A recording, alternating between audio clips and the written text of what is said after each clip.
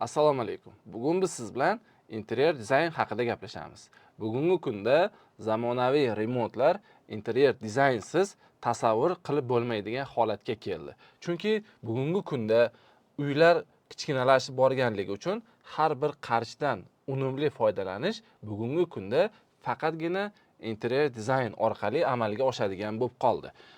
Loyiha qilishda, interyer dizayn qilishda nimalarga ahamiyat berish kerak, nimalarni hisobga olish kerak, barchasini hozir sizlarga qisqacha bo'lsa-da tushuntirib berishga harakat qilaman. Interyer dizayn nima degani? Bugungi kundagi zamonaviy o'sha remontlar bo'lsin, qurilishlar bo'lsin, interyer dizayn qilinadi va interyer dizayn qilingandan keyin siz hali remont boshlamasdan turib, qurilish boshlamasdan turib, yakuniy natijani ko'ra olasiz. Sizni uyingiz qanday ko'rinishda bo'ladi, qanaqa ranglarda bo'ladi, nimalar ishlatilgan bo'ladi, barcha hamma detaligacha sizni qilib berilgan interyer dizaynda hamma narsa namoyon bo'ladi, qo'lingizda shunday kaftdek namoyon bo'lgan bo'ladi, hamma narsasi, hamma detaligacha. O'shaning uchun biz har doim mutaxassis sifatida tavsiya beramizki, interyer dizayn albatta qilish kerak bo'ladi. Faqat interyer dizayn desa, uni ichida chizmalari bo'ladi, razrezlar bo'ladi, kerak bo'lsa santexnika tochkalari, elektrika tochkalari qayerda joylashgan, qanaqa bo'ladi, hamma narsa ko'rsatilgan bo'ladi. O'zi bu odam kim, interyer dizayn haqida gapirishga nima tajribalari bor deyilgan savollarga ham hozir qisqacha javob berib o'taman. Xo'p, 8 yildan beri qurilish, dizayn, arxitektura sohasida ishlab kelamiz. Bu vaqt mobaynida juda ham ko'p qurilishlarni, juda ham ko'p remontlarni, juda ham ko'p dizaynlarni, arxitektura yechimlarini amalga oshirib, o'z yurtdoshlarimizning xonadonlarida buni amalga oshirib, o'z egalariga topshirganmiz va bundan yurtdoshlarimiz juda ham mamnun bo'lib, ana o'sha qurgan binolarimiz yoki bo'lsa qilingan dizaynlarimizda rohatlanib, mazza qilib yashab kelishmoqda. Xo'p, undan tashqari bu vaqt mobaynida juda ham ko'plab malaka oshirishda bo'ldim. Juda ham ko'plab tajriba orttirishimga sababchi bo'lgan ikkita narsani qo'shimcha qilmoqchiman. Birinchisi, Moskva shahrida o'sha qurilishga oid bo'lgan bilim va tajribalarni o'zlashtirgandan keyin O'zbekistonga qaytib kelib, juda ham ko'p katta loyihalarni, katta arxitektura ishlarini amalga oshirganmiz va dizaynlarni qilib berganmiz. 2024-yilda 5 oy vaqt mobaynida Dubay shahrida o'sha dizayn ishlarini qilishda, arxitekturniy loyihalarni qilishda juda ham tajribali bo'lgan mutaxassislar bilan ishlab, bilim va tajribalarini sezilarli darajada oshirib, yuqori texnologiyalarni o'zlashtirgan holda bugungi kunda O'zbekistonda o'zimizning yurtdoshlarimizning xonadonida ana o'sha bilim va tajribalarni qo'llab kelmoqdamiz. Bu juda ham yaxshi yechimlarni, juda ham chiroyli bo'lgan uylarni loyiha qilishimizda, interyer dizaynlarni qilishimizda o'z samarasini berib kelmoqda. O'sha Dubay shahrida Russian Design forumlarida qatnashib, mировой уровеньdagi dunyoga taniqli bo'lgan mutaxassislar bilan fikr mulohazalar almashib, ulardan sezilarli kerak bo'lgan bilim tajribalarni olgandan keyin albatta bugungi kunda bu O'zbekistonda o'z mevasini berib kelmoqda. Men o'ylaymanki, sizning ham xonadoningizda eng chiroyli bo'lgan uylarni, xonadonlarni va xonalarni yaratib berishda albatta xizmat qilamiz degan niyatdamiz. Pro interyer dizayn nima degani? Xo'p, shunaqasi ham chiqdim desa albatta chiqqan. Xo'p, biz bugungi kunda mijozlarimizga, yurtdoshlarimizga interyer dizayn qilib beradigan bo'lsak, yoki har qanday loyiha qilib beradigan bo'lsak, qurilishda bo'lsin va boshqa yo'nalishlarda bo'lsin, biz katta chegirmalarni bera olamiz. Oldin interyer dizayn xizmati bo'lardi, faqat interyer dizayn qilib berilardi. Endi biz sizga maxsus pro interyer dizayn xizmatini taklif qilamiz. Biz bilan ishlashda faqat interyer dizayn emas, interyer dizaynini biz qilib bergandan keyin qolgan o'sha 5 ta yo'nalishda chegirmalarni ham biz sizga taqdim qila olamiz. Endi buning ichida masalan dizayndan tashqari ishchi loyihalar bo'ladi. Ishchi loyihalarni qilib bergandan keyin dizayn o'zidek chiqishi uchun biz avtorskiy xizmat nadzor deyiladi, xizmatimiz bor. Avtorskiy xizmatda ham biz sizni xonadoningizga borib, chizilgan loyihalar, chizilgan o'sha interyer dizaynlar o'zidek chiqishini kafolatlaydigan bepul o'zimizni konsultatsiyamizni berib kelamiz. Xo'p, narxlar nimadan kelib chiqadi interyer dizayn xizmatlarini qilishda? Bugungi kunda interyer dizayn chizadigan juda ham ko'p yurtdoshlarimiz bor, mutaxassislar bor va shogirdlar bor. Bugungi kunda ularni qanday ajratib olish kerak aslida? Narxlarni o'shandan keyin belgilash mumkin bo'ladi.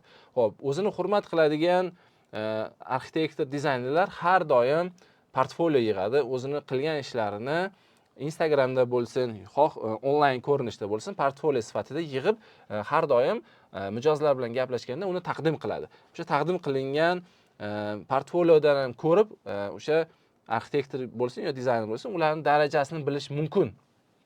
Darajadan kelib chiqadi narxlar. Hozir to'xtalamiz. Xo'p, endi undan ham tashqari shunday dizaynerlar bor. Dizaynda masalan o'tirib kompyuterda chizadi, juda ham zo'r chizaman, juda ham zo'r chizyapman deb o'ylashi mumkin. Lekin aslida qurilishda bu narsalar juda ham ko'p uy egalariga rasxodga tushadi. Biz qurilishdan chiqqan mutaxassis sifatida birinchi biz o'zi boshlaganimiz qurilish bo'lgan. Qurilishdan keyin og'riqlar bo'lganligi uchun, ya'ni o'sha dizaynda juda ham ko'p xatoliklar bo'lganligi uchun keyin dizayn qilishni ham o'zimiz boshlaganmiz.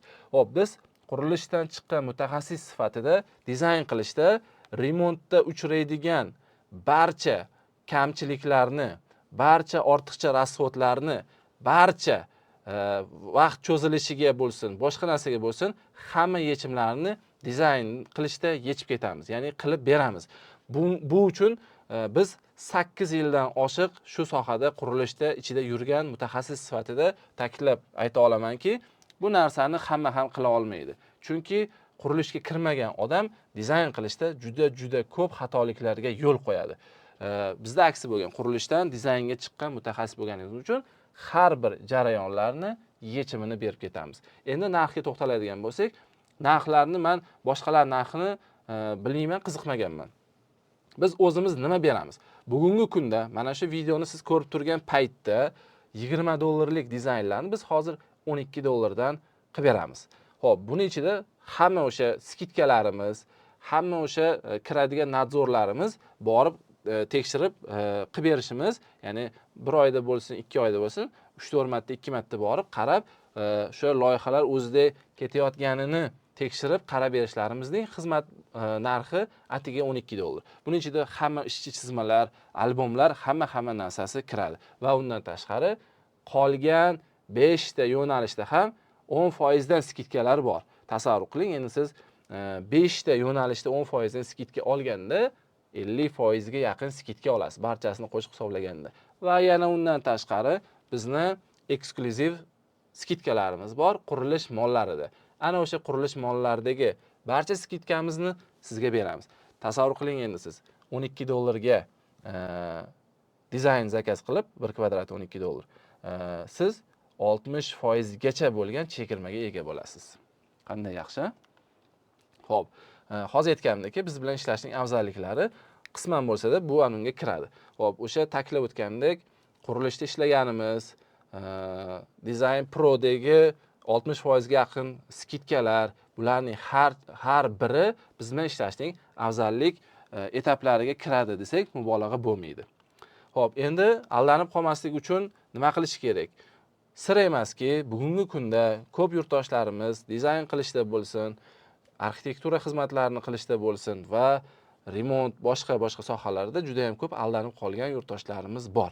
Xo'p, biz har doim mijozlarimizga rasmiy shartnoma ko'rinishidagi shartnomalarni taqdim qila olamiz va bu o'z navbatida yurtdoshlarimizning xotirjamligi uchun ham va bizning xotirjamligimiz uchun ham albatta kerak bo'lgan bu guvohnoma, chunki bu O'zbekiston Respublikasi tomonidan kafolatlangan va himoyasiga olingan rasmiy shartnoma bo'ladi. Shuning uchun har doim kim bilan ishlashingizdan qat'iy nazar, bu kichikroq dizayn bo'lsin yoki kichikroq remont yoki kichikroq qurilish bo'lsin, barchasida albatta siz mutaxassis bilan rasmiy ko'rinishdagi shartnoma qilib qo'yganingiz nur ustiga a'lo nur bo'ladi.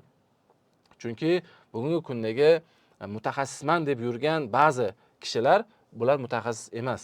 Chunki mutaxassisman deb Instagramga chiqqani bilan yoki mutaxassisman deb sizni uyingizga kelgani bilan bular mutaxassis ko'rinishdagi odamlar bo'lmasligi mumkin. Shuning uchun portfoliosini ko'ring, qilgan ishlarini ko'ring, rasmiy shartnomada ishlaydimi yo'qmi, o'sha aytilgan muddatda qilib beradimi yo'qmi, hammasini tekshirgan holda siz o'sha insonni qanaqa darajadagi, qanaqa уровеньdagi odam yoki kompaniyaligini bilib olishingiz mumkin bo'ladi.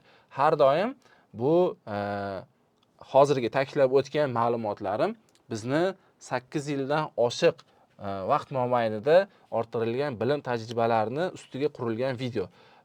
Shu narsalar albatta bo'lgan, bundan ham yomonlari bo'lgan. Endi videoda buni ta'kidlab gapirib o'tirmadim.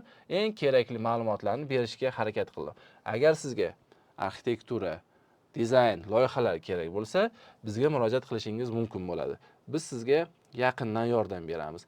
Orttirilgan bilim tajribalarini sizni xonadoningizda har doim qilishdan biz xursand bo'lamiz.